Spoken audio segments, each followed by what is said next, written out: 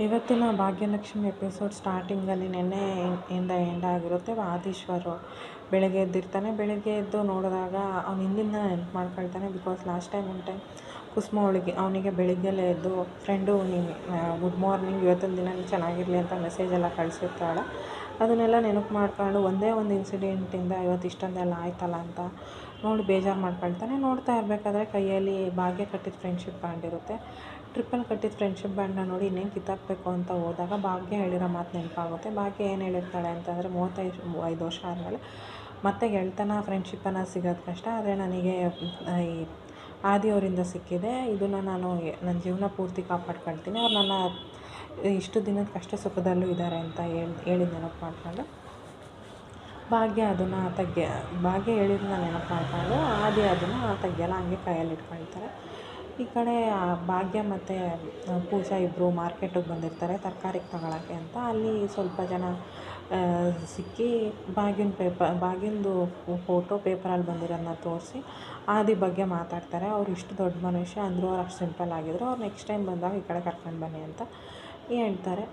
ಇಲ್ಲಿ ಈ ಕಡೆ ಪೂಜನ್ ಗಂಡ ಕಿಶನ್ನು ಅಡುಗೆ ಮನೆಯಲ್ಲೇ ಒಬ್ಬನೇ ಕಾಫಿ ಪ್ರಿಪೇರ್ ಮಾಡ್ತಿರ್ತಾನೆ. ಇದನ್ನು ನೋಡಿದ ಕನ್ನಿಕಾ ತಡಿ ಕಿಶನ್ ಒಬ್ಬನೇ ಇದ್ದಾನೆ, ಅವನಿಗೆ ಹೋಗ್ಬಿಟ್ಟು ಇನ್ನೂ ಸರಿಯಾಗಿ ಹೇಳ್ಬೇಕು ಪೂಜನ ಬಗ್ಗೆ ಅಂತ ಬಂದಾಗ ಅವ್ನ ಸ್ವಾಭಿಮಾನಕ್ಕೆ ಧಕ್ಕೆ ಆಗಂಗೆ ಮಾತಾಡ್ತಾಳೆ. ಅಂದರೆ ನೀನು ಪೂಜಾ ಅಂದರೆ ನಿನಗಿಷ್ಟ, ಅವಳು ನೋಡಿ ಹೆಂಗೆ ಸೊಕ್ಕಲ್ಲಿ ಮನೆ ಬಿಟ್ಟು ಹೋಗಿದ್ದಾಳೆ, ನೀನು ಅವಳನ್ನ ಬಿಟ್ಟಿರೋಕ್ಕಾಗ್ದಾನೆ ನೀನು ಅವಳ ಹಿಂದೆ ಹೋಗ್ತೀಯ, ನಿಂಗೆ ಸ್ವಾಭಿಮಾನನೇ ಇಲ್ಲ ಅಂತ ಹಿಂಗೆ ಅವ್ನಿಗೆ ಸಿಟ್ಟು ಬರೋಂಗೆ ಮಾತಾಡಿ ಇಲ್ಲ ನಾನು ಅವಳನ್ನ ಕರ್ಕೊಂಡು ಬರೋಕ್ಕೆ ಹೋಗಲ್ಲ ಅಂತ ಅವ್ನು ಹೋಗ್ತಾನೆ. ಅವನ ಆ ಕಡೆ ಹೋದ್ಮೇಲೆ ಈ ಕಡೆ ಕನ್ನಿಕಾ ಪೂಜಂಗೆ ಕಾಲ್ ಮಾಡ್ತಾಳೆ. ಪೂಜಾ ಅಂದ್ಕೊಳ್ತಾನೆ ಕಿಶನ್ ಕಾಲ್ ಅಂತ, ಆದರೆ ಅದು ಕನ್ನಿಕಾ ಕಾಲು. ಏನಂತ ಕೇಳಿದಾಗ ಇವಳಾಗೆ ಹೇಳಿರೋ ಮಾತನ್ನೆಲ್ಲ ಕಿಶನ್ನೇ ಹೇಳ್ದ, ಕಿಶನ್ ಬರಲ್ವಂತೆ ನಿನ್ನನ್ನು ಕರ್ಕೊಂಡು ಹೋಗೋಕ್ಕೆ, ಅವನು ಇನ್ನು ಈ ಮನೆಗೆ ಹೊಸ್ಲು ಮೇಲೆ ಕಾಲಿಡೋಕ್ಕೆ ಬಿಡಲ್ವಂತೆ ಅಂತ ಪೂಜಂಗೆ ಹೇಳಿದಾಗ ಪೂಜಾ ರೂಮಿಂದ ಹೊರಗಡೆ ಬಂದು ಅಳ್ತಿರ್ತಾಳೆ. ಇದನ್ನು ಭಾಗ್ಯ ನೋಡಿ ಏನಾಯಿತು ಅಂತ ಕೇಳಿ ಹಿಂಗೆ ಆಯಿತು ಅಂತ ಹೇಳಿದಾಗ ಇದನ್ನು ಯಾರು ಹೇಳಿದ್ದು ಅಂತ ಅಂದಾಗ ಕನ್ನಿಕಾ ಹೇಳಿದ್ಮೇಲೆ ಅದು ಸುಳ್ಳೇ ಆಗಿರುತ್ತೆ, ನೀನು ಫಸ್ಟು ಕಿಶನ್ಗೆ ಕಾಲ್ ಮಾಡು ಅಂತ ಹೇಳಿದಾಗ ಪೂಜಾ ನನಗೆ ಭಯ ಆಗ್ತಿದೆ ಕಾಲ್ ಮಾಡೋಕ್ಕೆ ಅಂತ ಅಂತಾಳೆ. ಏನು ಕಿಶನ್ಗೆ ಕಾಲ್ ಮಾಡೋಕ್ಕೆ ನಿನಗೆ ಭಯ ಆಗ್ತಿದೆಯಾ, ಸುಮ್ಮನೆ ಮಾಡು ಅಂತ ಅಂದ್ಬಿಟ್ಟು ಸ್ಪೀಕರ್ಗೆ ಹಾಕಿರ್ತಾಳೆ. ಅದೇ ಕಿಶನ್ ನೆಕ್ಸ್ಟು ಕಾಲ್ ರಿಸೀವ್ ಮಾಡಿದಾಗ ಇಬ್ಬರು ಜಗಳ ಆಡ್ತಾರೆ.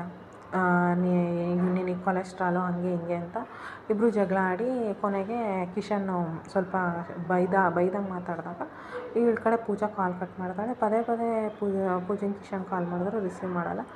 ಅದಾದಮೇಲೆ ಭಾಗ್ಯಂಗೆ ಕಾಲ್ ಮಾಡಿದಾಗ ಭಾಗ್ಯ ಇನ್ನೇನು ಏನಪ್ಪ ಕಿಶನ್ ಇದೆಲ್ಲ ಅಂತ ಕೇಳಿದಾಗ ನೀವು ಸ್ಪೀಕರ್ ಆನ್ ಮಾಡಿ ಅಂತ ಹೇಳಿ ಆಗ ಕಿಶನ್ ತುಂಬ ಅಳ್ತಾನೆ.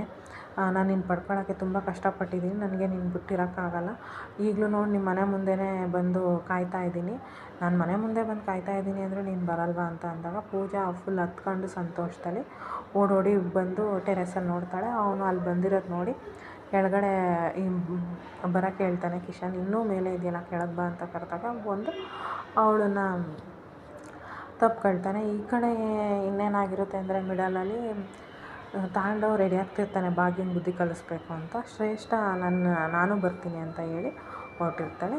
ಇದೇ ಇವತ್ತಿನ ಅಪ್ಡೇಟ್.